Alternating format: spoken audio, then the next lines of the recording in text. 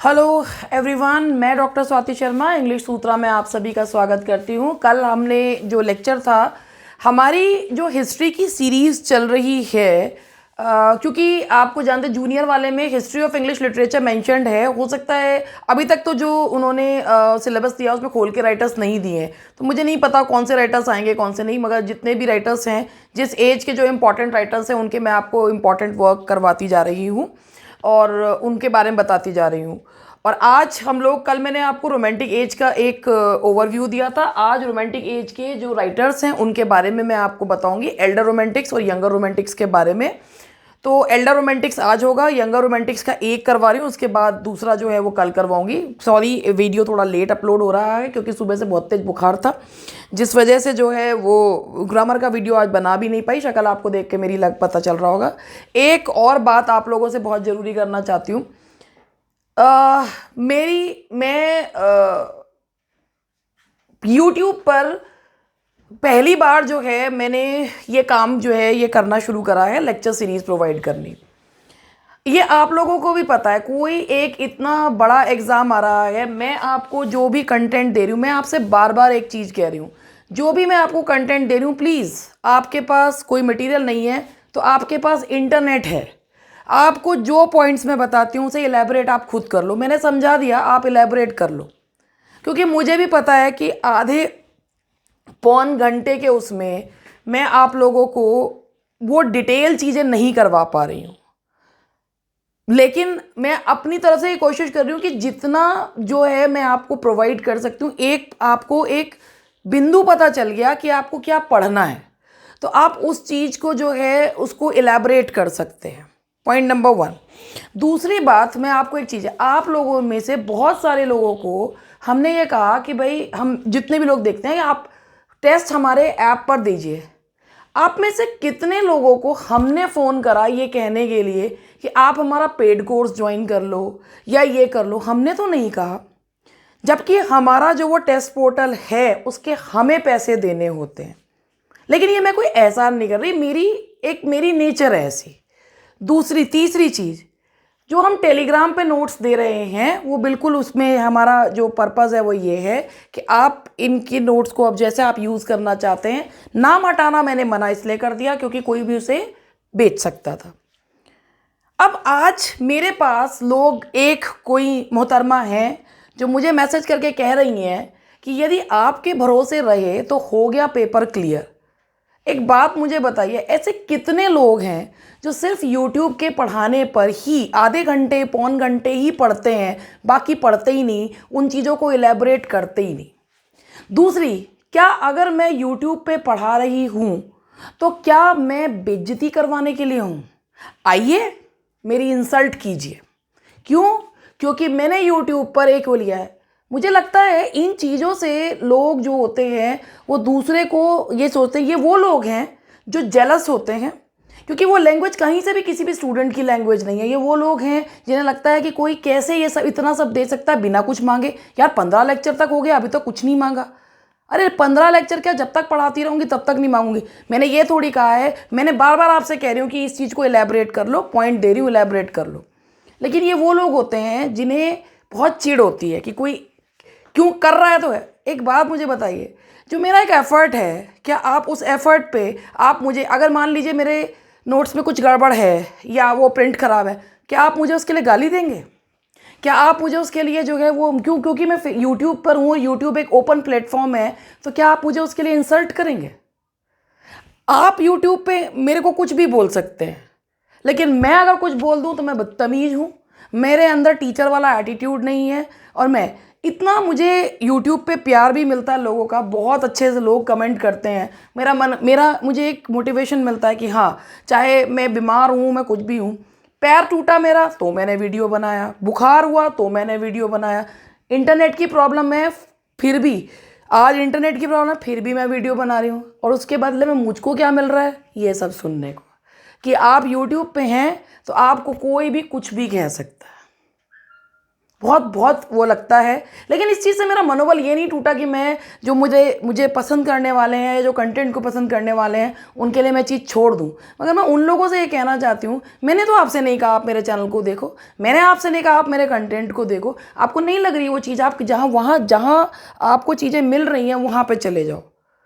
ये एक पॉइंट्स एक ये बता रही हूँ कि चीज़ों को कहाँ से शुरू करो और उसको कैसे पढ़ो, ये है चीज़, और कुछ नहीं है। आई एम सॉरी कि अगर आपको मेरी ये बात बुरी लग रही हो या कुछ भी हो, अगर यूट्यूब पे हैं तो इसका मतलब ये नहीं है जिसका जो बहुत अच्छी रिस्पेक्टेड फैमिली को बिलोंग करते हैं उस अच्छा बहुत बुरा लगता है अगर कोई इस तरीके से जो है वो इंसल्ट करने के लिए ही केवल चैनल को ओपन करता है, बहुत बुरा लगता है। मैं अगर मुझे किसी का कंटेंट पसंद नहीं आ रहा है ना, मैं उस पर एक कमेंट ना करूं, कुछ भी ना बोलूं। लेकिन अगर मुझ पे कोई कमेंट करे और मैं जब बोल दूं तो मैं बदतमीज हूं, मैं बहुत ज़्यादा घमंडी हूं, और मेरा ये एटीट्यूड टीचर वाला नहीं है। टीचर का एटीट्यूड है कि आइए आइए इंसल्ट कीजिए और मैं प्यार से वो करती रहूं। मैं तो मुझे ये बताइए कि क्या मुझे ये चीज़ जो है वो अच्छी लगेगी? आप खुद बताइए। अगर आपको लगता है कि हाँ मैं एक इंसल्ट के लिए ओपन हूँ तो ठीक है, आप लोग भी कमेंट बॉक्स में इंसल्टिंग कमेंट्स लिखें जिससे मैं ये चीज़ बंद कर दूँ। शायद इसीलिए ही लोग इन चीज़ों को बंद कर देते होंगे, क्योंकि इस तरीके के लोग कमेंट करने वाले आ जाते हैं। मैं ये नहीं कह रही कि मैं बंद कर दूंगी, जब ऊपर आदमी चढ़ता है तो नीचे बहुत लोग खींचने वाले उसको मिलते हैं, लेकिन इस तरीके के लोगों से बहुत परेशानी होती है दूसरे लोगों को। हम तो जो कर रहे हैं कर ही रहे हैं अपना एफर्ट। चलिए बहुत हो गया, बहुत जो है मुझे ये चीज़ बुरी लगी। ये वो लोग होते हैं जिन्हें किसी की चढ़ते हुए वो देखा नहीं जाता। नहीं तो अगर कोई स्टूडेंट कमेंट करता है तो वो एकदम फट से माफ़ी मांग लेता है कि भाई हाँ मैंने कुछ गलत बोल दिया या इस तरीके का। लेकिन जिस तरीके के लोग होते हैं वो क्या कर सकते हैं। चलिए मैंने आपके 5 मिनट ले लिए, सॉरी फॉर दैट कि मैंने आपके 5 मिनट ले लिए। और मैं अब आप लोगों को रोमांटिक एज राइटर्स के बारे में बता रही हूँ। जो मैं आपको सबसे पहले बता रही हूँ विलियम वर्ड्सवर्थ के बारे में। विलियम वर्ड्सवर्थ के बारे में सभी लोगों ने, आप लोगों ने पढ़ भी रखा है कि अप्रैल 7, 1770 में इनका जन्म हुआ और 1850 में इनकी मृत्यु हुई 23 अप्रैल में। 23 अप्रैल को इनकी मृत्यु हुई। सबसे पहले विलियम वर्ड्सवर्थ के बारे में ये जानते हैं कि विलियम वर्ड्सवर्थ, इनके फादर एक अटॉर्नी थे और विलियम वर्ड्सवर्थ जो है बहुत कम उम्र में ही उनके पेरेंट्स की डेथ हो गई थी। तो विलियम वर्ड्सवर्थ अधिकतर जो है वो अपने रिश्तेदारों के यहाँ पर पले और उसमें जो है वो अधिकतर नेचर के पास जो है वो रहे। तो इसलिए उन्हें लेक पोएट कहा जाता है, क्योंकि उनकी जो पोएम्स हैं उनमें हमें जो देखने को मिलता है नेचर का इन्फ्लुएंस वर्ड्सवर्थ के उसमें हमें देखने को इसलिए भी मिलता है क्योंकि मैंने कल ही आपको लेक्चर में बताया था कि ये जो एज थी ये that was the age of revolution, age of industrial revolution हुआ, कोल एंड स्टीम इंजन्स थे, तो इस वजह से बहुत ज़्यादा इंडस्ट्रियलाइजेशन हुआ और लोग नेचर से दूर हो गए, अर्बनाइजेशन बहुत ज़्यादा हुआ। रोमांटिक एज विक्टर ह्यूगो, और वो मैंने आपको बताया था कि जर्मन जो पोएट था फ्रिडरिक श्लेगल ने जो भी ये कहा था कि अपनी फीलिंग्स को इमोशनल एस्पेक्ट में जो है वो बताना। तो वर्ड्सवर्थ का भी ये मानना था कि लोग जो हैं वो नेचर से दूर हो गए हैं और वो जो है किसके जो है पास हो गए हैं, पैसे और जो है स्पिरिचुअल कम हो गए हैं और मटीरियलिस्टिक ज़्यादा हो गए। अब 1790 में 17 मैंने आपको बताया था कि फ्रेंच रेवोल्यूशन 1789 में फ्रांस में फ्रेंच रेवोल्यूशन हुआ था। लुई 16 के टैक्सेशन के प्रभाव उससे जो है लोग परेशान हो गए थे, जिस वजह से उन्होंने रिवोल्ट करा था। अब वर्ड्सवर्थ जो है 1790 में वो एक फ्रेंच टूर पे गया और वो वहाँ पे इतना ज़्यादा प्रभावित हुआ उस फ्रेंच रेवोल्यूशन से कि 1791 में वो वापस गया और वहाँ पे उसकी एक मुलाकात एक फ्रेंच लड़की से हुई और उससे जो है एनेट वेलन से, और इससे जो है उसके साथ वो शादी करना चाहता था, बट कुछ ऐसी परिस्थितियां बनी कि इंग्लैंड उसे वापस लौट के आना पड़ा। But at that time she was pregnant with his child, और उससे इसके जो एक बेटी हुई एन कैरलीन। इस फ्रेंच रेवोल्यूशन, इस फ्रेंच टूर को वर्ड्सवर्थ ने अपनी फेमस जो वर्क है descriptive sketches and evening walk में जो है वो प्रस्तुत किया है। जब वर्ड्सवर्थ वापस लौटकर आया तब उसकी मुलाकात हुई दूसरे महान पोएट सैमुअल कॉलरिज से। सैमुअल कॉलरिज और उसने दोनों ने मिलकर एक पोएम का कलेक्शन लिखा, लिरिकल बैलेड्स। इस लिरिकल बैलेड्स में 23 कविताएं हैं, और इनमें से जो 4 जो हैं वो कॉलरिज की हैं और 19 जो हैं वो वर्ड्सवर्थ की पोएम्स हैं। इस कलेक्शन को कहा जाता है the beginning of romantic era. उसके बाद वर्ड्सवर्थ ने लिखा द प्रिल्यूड। 1799 में वर्ड्सवर्थ ने लिखना शुरू कर दिया था, लेकिन उसने कंप्लीट नहीं करा। लिखता रहा 1850 में उसकी मृत्यु के 3 महीने बाद वो पब्लिश हुआ। और प्रिल्यूड और ग्रोथ ऑफ पोएट्स माइंड, ये इसका सबटाइटल है, प्रिल्यूड और a growth of poets mind. इसके अलावा वर्ड्सवर्थ ने काफ़ी सारी पोएम्स जो नेचर को ही डेडिकेट करती हुई लिखी हैं, जो मैं आपको एक एक करके बता रही हूँ। लाइन्स रिटन अबव टिंटन एबे, ये लिरिकल बैलेड्स का ही जो है वो पार्ट है कि इसमें लाइन्स रिटन अबव टिंटन एबे। इसके बाद वर्ड्सवर्थ ने कुछ सोनेट्स भी लिखे हैं, river Duddon sonnet, ecclesiastical sonnets. Lucy poems Wordsworth की बहुत फेमस पोएम्स हैं, और वर्ड्सवर्थ की एक और फेमस सीरीज़ है मैथ्यू पोएम्स। लूसी पोएम्स तो सबको पता है, वर्ड्सवर्थ की मैथ्यू पोएम्स भी हैं, जिसमें फाउंटेन पोएम उसकी काफ़ी फेमस पोएम है। अब मैं आप लोगों को ये जो मैंने सब कुछ बोला ये मैं आप लोगों के लिए लिख देती हूँ। William Wordsworth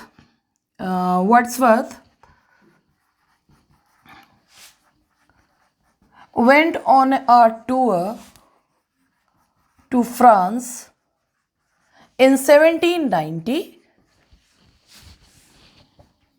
He was very much influenced by the French Revolution.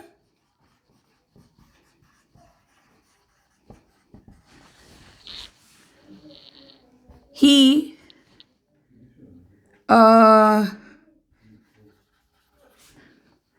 gave vent.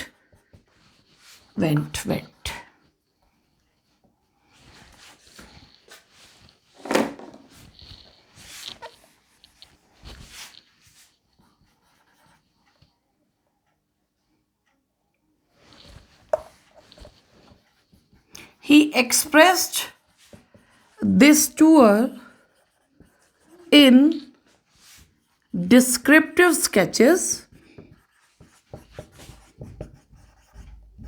1793, और Wordsworth and Coleridge wrote together lyrical ballads 1798,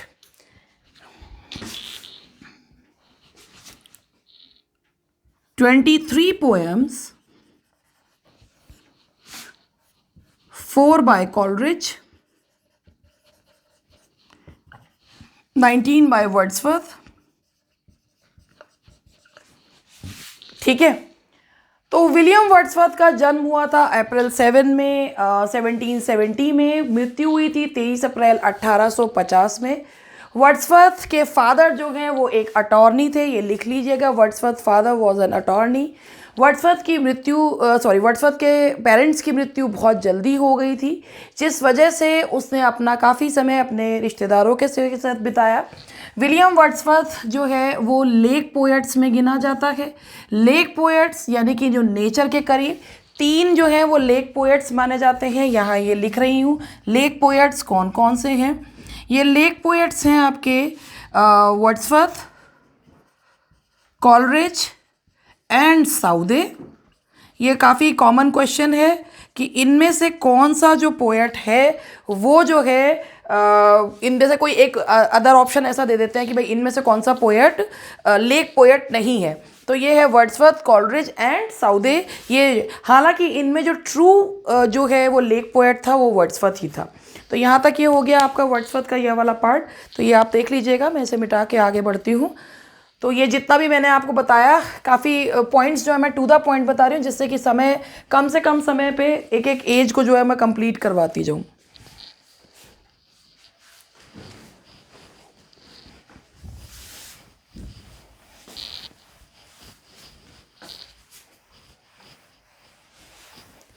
उसके बाद आगे बढ़ते हैं। प्रिल्यूड, जो वर्ड्सवर्थ की जो फेमस रचना है prelude.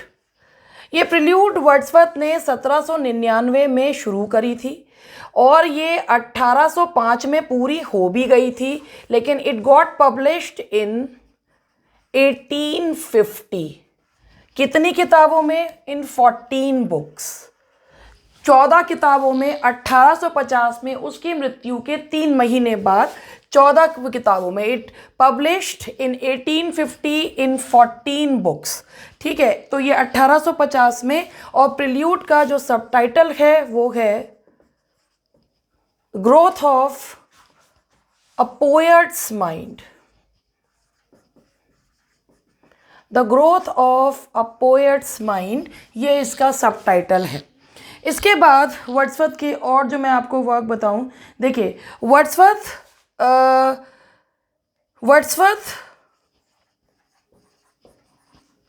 Settled at Rydal mount. यहाँ पे अपनी मृत्यु तक वो इसी जगह पर रहा, राइडल माउंट, जो कि इंग्लैंड में है। Rydal mount in England. He was very upset. वो अपनी बेटी डोरा की मृत्यु से बहुत ज़्यादा अपसेट हो गया था और उसकी जो पोइटिक इंस्टिंक्ट थी वो भी उसकी बेटी की मृत्यु के साथ ही समाप्त हो गई थी। और वर्ड्सवर्थ जो है, Wordsworth became the poet laureate in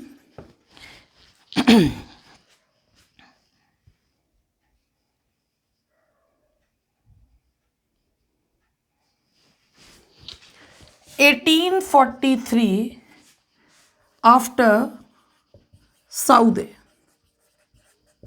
Southey के बाद वर्ड्सवर्थ जो है वो पोएट लॉरिएट बना था 18। हालांकि वर्ड्सवर्थ, इसके लिए से वर्ड्सवर्थ को बहुत क्रिटिसिज्म झेलना पड़ा जब वो पोएट लॉरिएट बना था। ब्राउनिंग ने तो उसको कहा था, Robert browning called him lost leader. Robert browning ने तो उसे लॉस्ट लीडर कह के पुकारा था जब उसने पोएट लॉरिएटशिप जो है वो एक्सेप्ट कर ली थी, और अपनी पोएम द लॉस्ट लीडर में ही।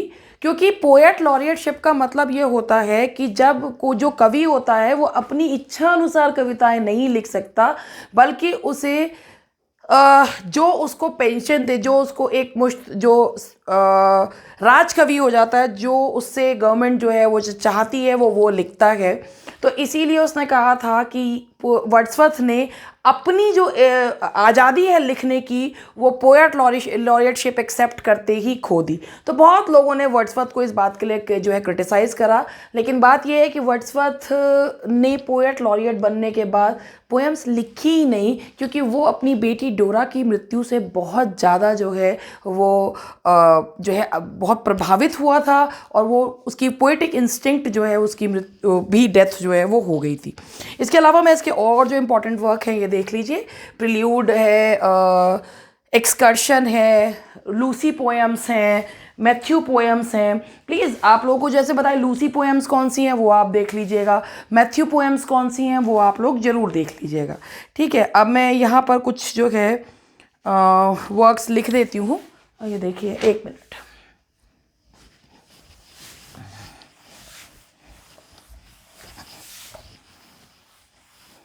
देखिए, वर्ड्सवर्थ की आप लोगों को लूसी पोएम्स हैं, ये सीरीज ऑफ पोएम्स है। लूसी पोएम्स, मैथ्यू पोएम्स, ये काफ़ी इंपॉर्टेंट पोएम्स हैं। Matthew poems, Lucy poem.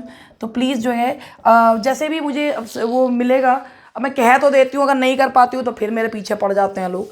तो लूसी पोएम्स, मैथ्यू पोएम्स हैं, प्लीज़ देख लीजिएगा कौन सी लूसी पोएम्स हैं, कौन सी मैथ्यू पोएम्स हैं।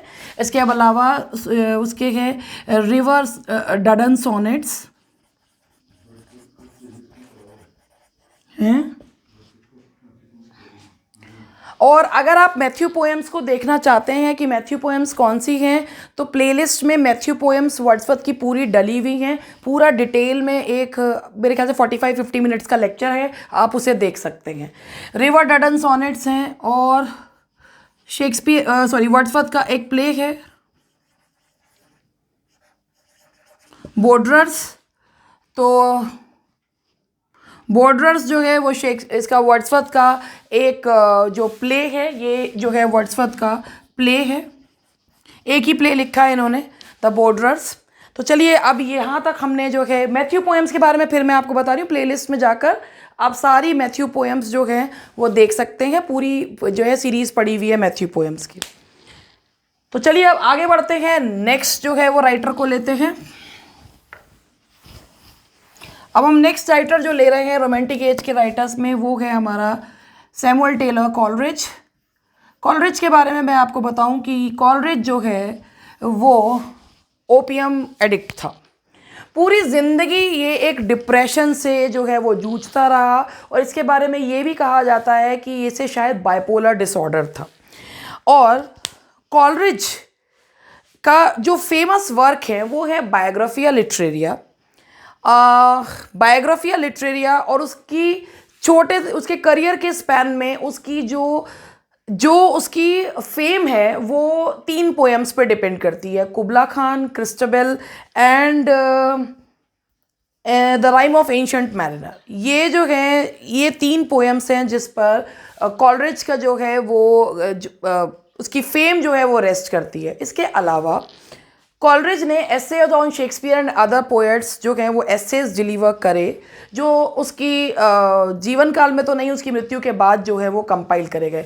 तो ये सारे जो वर्क्स हैं मैं आप लोगों को इसके बारे में बता देती हूँ, कॉलरिज के बारे में।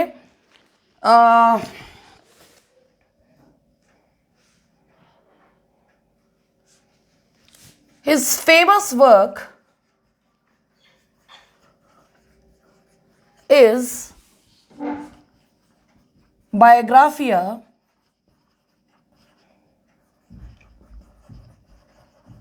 Literaria. His lectures on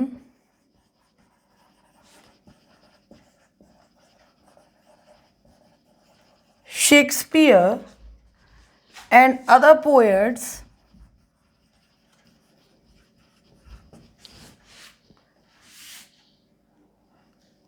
delivered from 1808 to 1819 were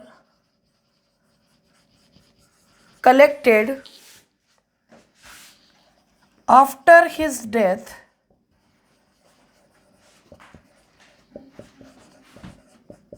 in 1834. His fame rests on ancient mariner.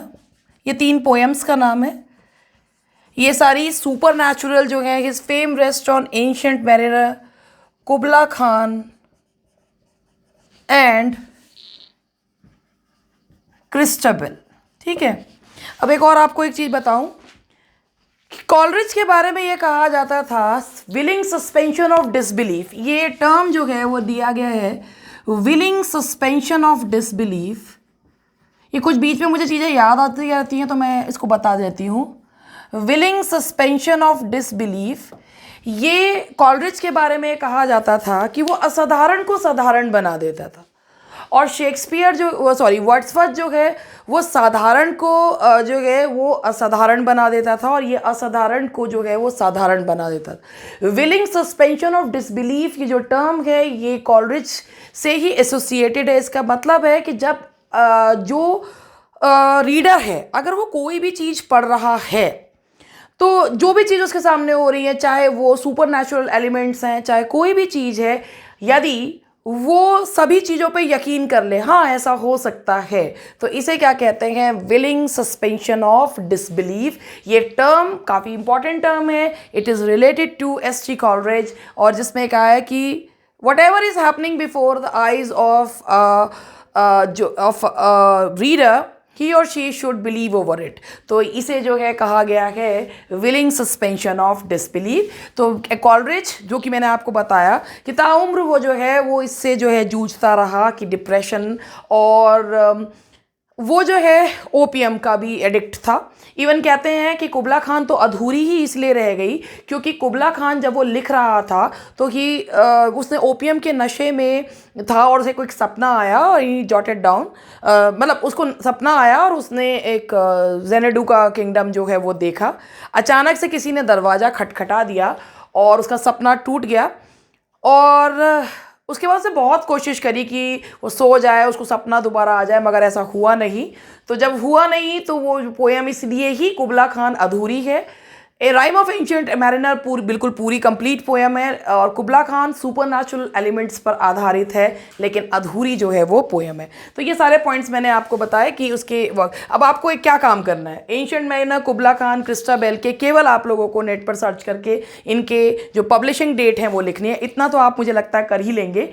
Biographia Literaria का मैंने लिख दिया है, बायोग्राफिया लिटरेरिया का क्या है, और आपको जो इतना काम करना है कि भाई उसका जन्म और मृत्यु जो है वो डेट ढूंढ लें, इतना तो मुझे लगता है आप लोग कर ही सकते हैं, क्योंकि इतने कम समय में थोड़ा प्रयास आप कीजिए, थोड़ा प्रयास जो है वो मैं कर रही हूँ, आपको बहुत ज़्यादा प्रयास करना है।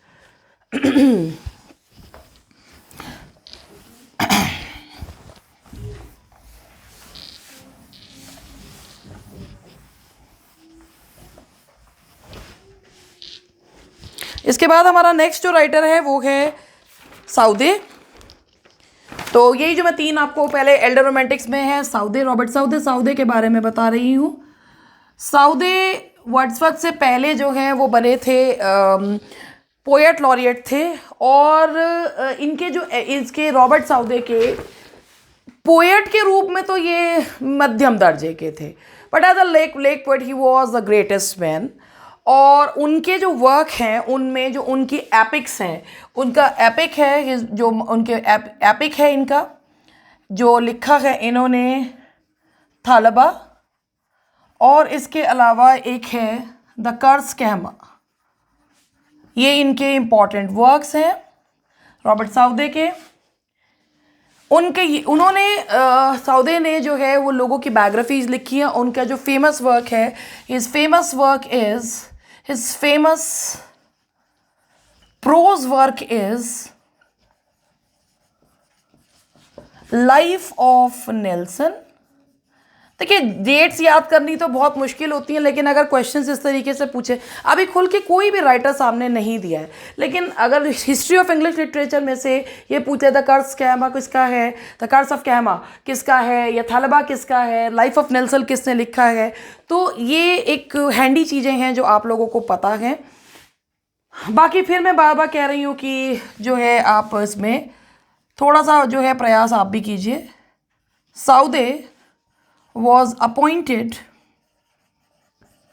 Poet laureate.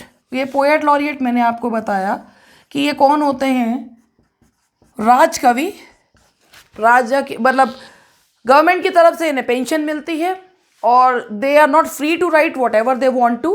वो वही लिख सकते हैं जो उनसे कहा जाता है, जिसके लिए वो बाउंड होते हैं लिखने के लिए। ठीक है, अब हम लोगों ने जो यहाँ पर करा, तीन जो हैं वो रोमांटिक एज के राइटर्स हम लोगों ने ले लिए। अब हम लोग जो हैं आगे बढ़ेंगे, अब हम यंगर रोमांटिक्स पे बढ़ते हैं। अब आते हैं कुछ समय आगे का। सबसे पहले मैं आप लोगों को जो यंगर रोमांटिक्स में बता रही हूँ वो है Byron, the magical Byron. Byron, Lord Byron भी जिसे कहते हैं। बायरन एक बहुत इनके लिए एक टर्म भी यूज़ की गई थी, बायरन, कीट्स एंड शेले के लिए, कॉकनी स्कूल ऑफ पोएट्री। क्या है ये term Cockney school of poetry, कि इसके बारे में मैं आपको बताऊं कि ये, हालांकि मैं आप लोगों को किसने दी ये कॉकनी स्कूल ऑफ पोएट्री, किसने कहा, इसके अलावा जो है इनको साउदी ने इनको क्या कह के बताया था, क्या कहा था इनके बारे में। सैटेनिक स्कूल से क्या मतलब है जब साउदी ने ये कहा था, कैसे थे ये लोग, ये सारी चीज़ें मैं पॉइंट बाय पॉइंट आपके साथ डिस्कस करूँगी। थोड़ा सा बायरन के बारे में आपको बता दूँ कि लॉर्ड बायरन जो है वो एक बहुत ही अच्छे जो है वो घर में उनका जन्म हुआ था, और बचपन से ही उनकी टांग में एक खराबी थी, but he was a very handsome boy. अपनी ही डिस्टेंट कज़न मैरी चावत के साथ जो है वो he was very much attracted towards her, और उन्होंने उसको प्रपोज भी जो है वो करा था, लेकिन उसने उनका प्रपोजल ठुकरा दिया था। और जिस ठुकराए जाने की फीलिंग को उन्होंने अपनी काफ़ी पोएम्स जैसे ड्रीम और उसमें जो है वो प्रस्तुत किया। बायरन को प्रसिद्धि मिली थी चाइल्ड हेरोल्ड से।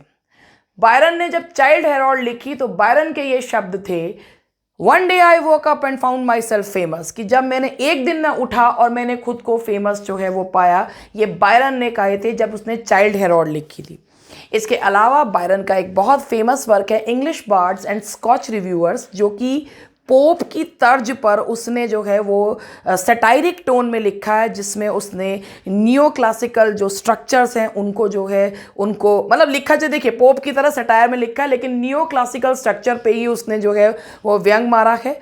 इसमें उसके हिसाब उसने जितने जो एल्डर रोमांटिक्स हैं उनको भी इसमें जो है वो कवर किया है, क्योंकि उसके हिसाब से वो भी परफेक्ट जो है वो नहीं है। देखिए क्रिटिसिज्म तो चलता ही रहता है, it's a part and parcel of life. तो अब मैं लॉर्ड बायरन के बारे में आपको बता रही हूँ।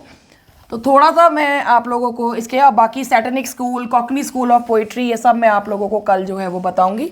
अभी मैं यंगर रोमांटिक्स में सबसे पहले जो मैं ले रही हूँ वो मैंने लिया यंगर रोमांटिक्स में लॉर्ड बायरन। तो मैं थोड़ा सा बायरन के बारे में लिख देती हूँ। जन्म और मृत्यु आप खुद लिख लीजिएगा। He was lame of one foot.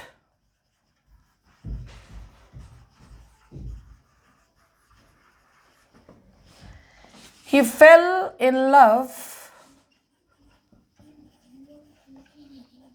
with Mary Chawat,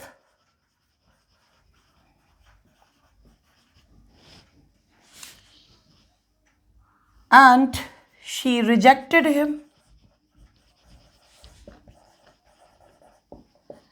This rejection is expressed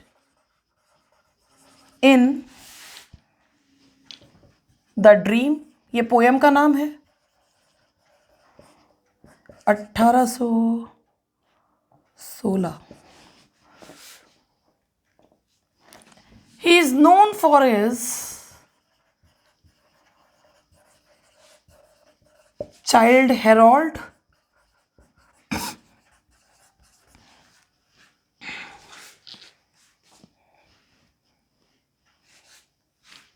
इसी के बारे में उसने कहा है, I woke up one day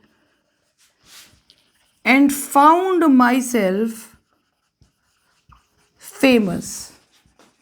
ये इसके बारे में ये कोटेशन की है, he is known for his Childe Harold, और उसके बारे में इसने कहा है I woke up one day and found my self famous. ये चाइल्ड हेरोल्ड के बारे में जो है वो कही गई है। इसके अलावा उसका एक वर्क है इंग्लिश बार्ड्स